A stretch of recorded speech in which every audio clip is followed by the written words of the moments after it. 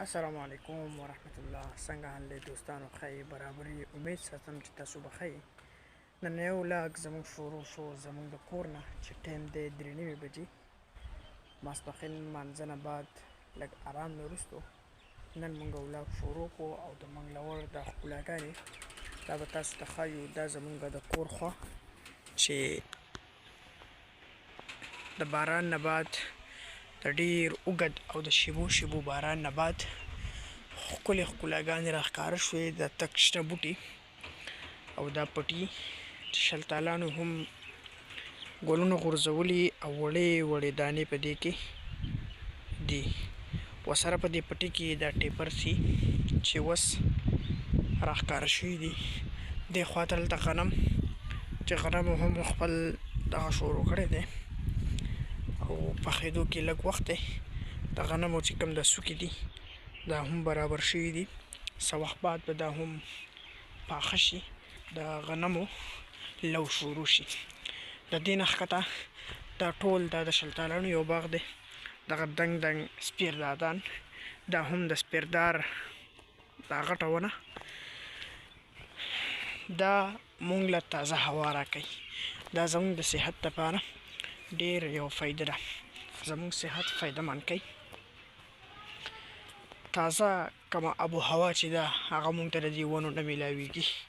زموږ یو استاد چې قاري فضل وهاب صاحب هغه په سوات کې یو کوشش او محنت شروع کړی دی چې 1,00,000 ونې به زه په سوات کې لګوم او په هغه کې هغو چې دي نو خپلې 10,000 ونې هغو برابر کړي دي او بقایه هم د هغو کوشش هغه شروع دی.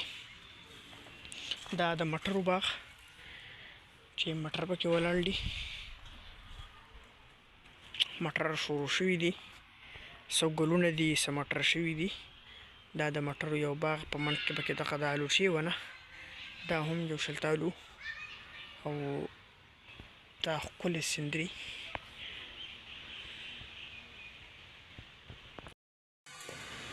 وسو دې ټایم کې مونږ روان شو د ماشومان د دوه زما د تره زامن او دا یو زما ورور دی. دا مونږ روان کړو د خوړ خوا ته چکر لګو.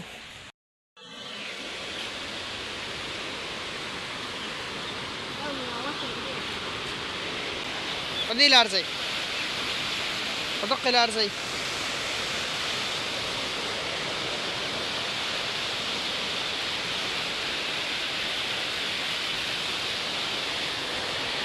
دا زموږ د منګلور خوړ دی.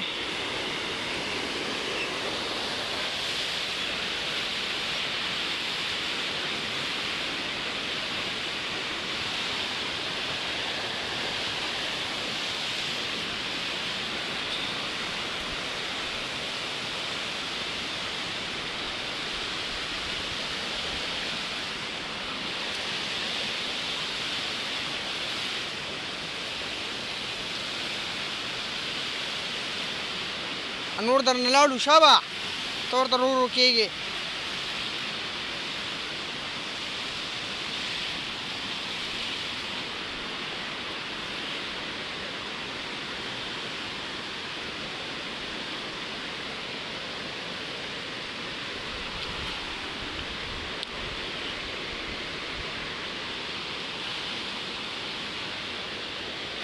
دا ښکلی خوشګوار ماحول، شنې شنې ونې،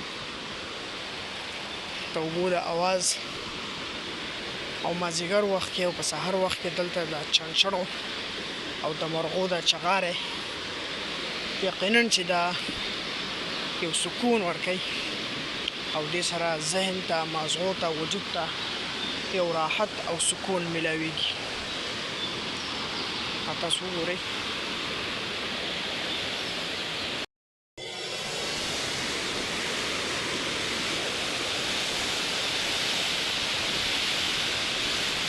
یقینا چې سړی راوځي نو د دې حسین لمحو نه او د دې حسین نظارو نه بیا د سړي واپسې زړه نه کېږي چې واپس شي. دی ډېر مزه سړی له ورکوي، ډېر په مزه باندې دلته بیا خلک ګرځي.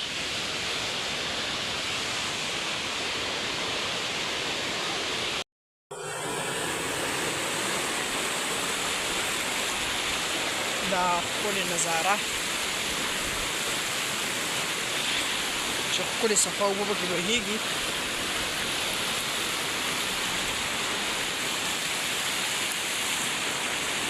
او ځای په ځای دا ونې ولاړې.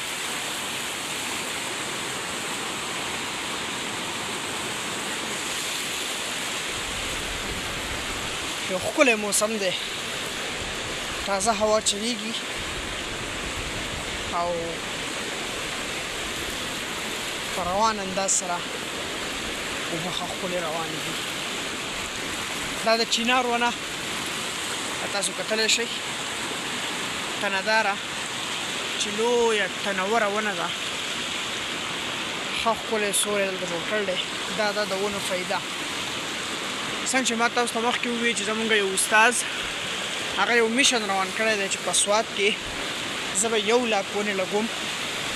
په هغې کې هغه خپلې 10,000 ونې پوره کړي دي او باقي د هغه کوشش هغه جاري دی.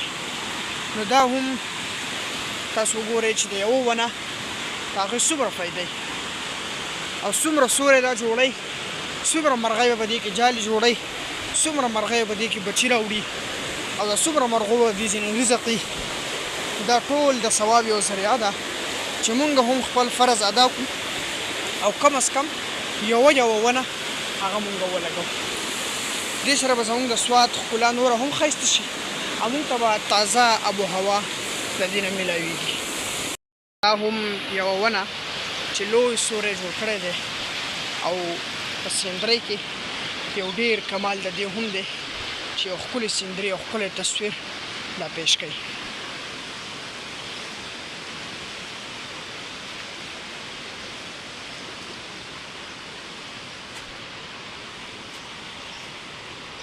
څه کوئ لکه ها؟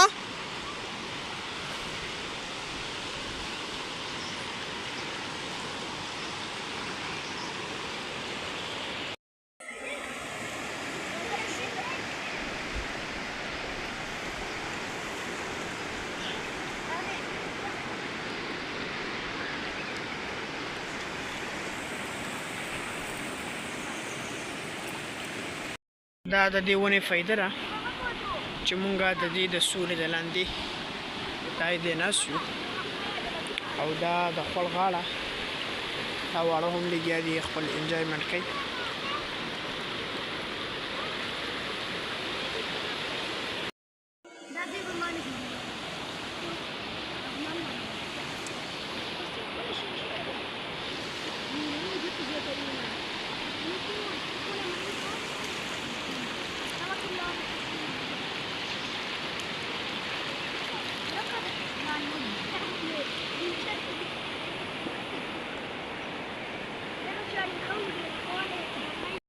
چې مونږ چې نو کور ته واپس شو او نننی ولاګ هغه به زموږ د دې چې پورې و.